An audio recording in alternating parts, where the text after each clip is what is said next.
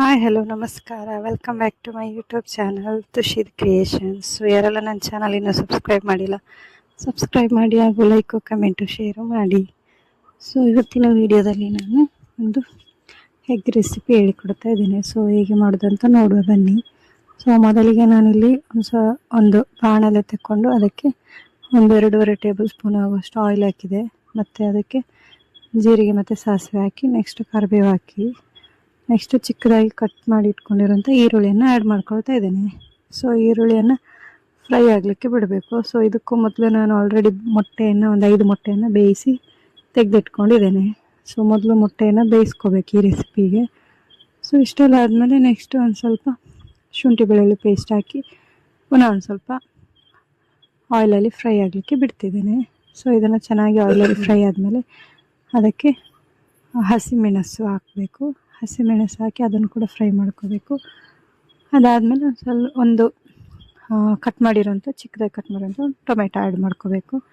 So ಇಷ್ಟು ಮಾಡಿ ಸ್ವಲ್ಪ ಚೆನ್ನಾಗಿ ಫ್ರೈ ಆಗಲಿಕ್ಕೆ ಬಿಡಬೇಕು ಆಯಿಲಲ್ಲಿ. ಇಷ್ಟು ಫ್ರೈ ಆಗೋವರೆಗೂ ಬಿಟ್ಟು ಆಮೇಲೆ ಅದಕ್ಕೆ ಒಂದು ಸ್ವಲ್ಪ ಅರಿಶಿನ, ಆಮೇಲೆ ಗರಂ ಮಸಾಲೆ, ಆಮೇಲೆ ಉಪ್ಪು, ಒಂದು ಸ್ವಲ್ಪ ಮೆಣಸಿನ ಹುಡಿ ಇಷ್ಟನ್ನು ಹಾಕಿ ಚೆನ್ನಾಗಿ ಮತ್ತೆ ಆಯಿಲಲ್ಲಿ ಫ್ರೈ ಮಾಡ್ಕೋಬೇಕು. ಆಯಿತಾ? ಇಷ್ಟು ಹಾಕಿ ಆಯಿಲಲ್ಲಿ ಫ್ರೈ ಆಗಲಿಕ್ಕೆ ಸ್ವಲ್ಪ ಹೊತ್ತು ಬಿಡಬೇಕು. ಸೊ ಇಷ್ಟು ಫ್ರೈ ಆದಮೇಲೆ ಸ್ವಲ್ಪ ನೋಡಿ, ನಾನಿಲ್ಲಿ ಗರಂ ಮಸಾಲೆ ಮತ್ತು ಎಗ್ ಮಸಾಲೆ ಆ್ಯಡ್ ಮಾಡ್ಕೊಳ್ತಿದ್ದೇನೆ.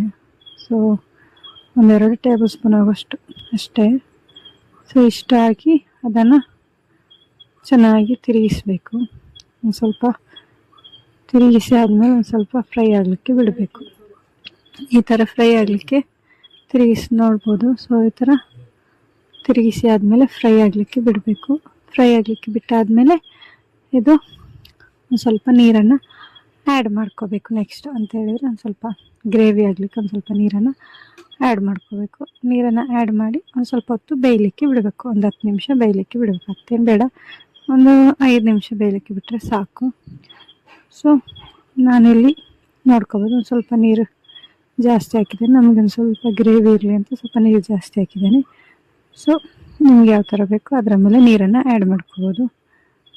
ಇವಾಗ ನೋಡ್ಬೋದು, ಇದನ್ನು ಸ್ವಲ್ಪ ಕುದಿಲಿಕ್ಕೆ ಬಿಡಬೇಕು. ಸೊ ನೋಡ್ಬೋದು ಚೆನ್ನಾಗಿ ಬೆಂದಿದೆ. ಸೊ ಇದಕ್ಕೀಗ ನಾವು ಮೊಟ್ಟೆಯನ್ನು ಬೇಯಿಸಿ ಸಿಪ್ಪೆ ತೆಗೆದು ಕಟ್ ಮಾಡಿ ಇಟ್ಕೊಂಡಿದ್ದೇವೆ.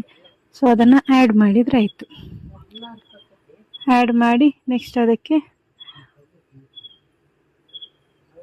ಒಂದು ಸ್ವಲ್ಪ 2 ನಿಮಿಷ ಅದನ್ನು ಬೇಯಲಿಕ್ಕೆ ಬಿಡಬೇಕು. ನಂತರ ಕೊತ್ತಂಬರಿ ಸೊಪ್ಪನ್ನು ಒಂದು ಸ್ವಲ್ಪ ಮೇಲೆ ಉದುರಿಸ್ಕೊಂಡ್ರೆ ಆಯಿತು. ಇಷ್ಟೇ. ನೋಡಿದ್ರಲ್ವ ಹೇಗೆ ಈ ರೆಸಿಪಿ ಮಾಡೋದಂತ. ನೀವು ಕೂಡ ಮನೇಲಿ ಟ್ರೈ ಮಾಡಿ, ತುಂಬ ಚೆನ್ನಾಗಿದೆ ಟೇಸ್ಟ್. ಸೊ ಚಪಾತಿ ರೊಟ್ಟಿಗಂತೂ ತುಂಬ ಟೇಸ್ಟಿಯಾಗಿರ್ತದೆ. ಸೊ ಅನ್ನಕ್ಕೆ ಕೂಡ ಚೆನ್ನಾಗೇ ಇರುತ್ತೆ, ಟೇಸ್ಟ್ ಚೆನ್ನಾಗಿ ಬರುತ್ತೆ. ಸೊ ನೀವು ಕೂಡ ಟ್ರೈ ಮಾಡಿ, ಹಾಗೂ ನನ್ನ ಚಾನಲನ್ನು ಸಬ್ಸ್ಕ್ರೈಬ್ ಮಾಡಿ, ಲೈಕು ಕಮೆಂಟು ಶೇರು ಮಾಡಿ. So thank you for watching.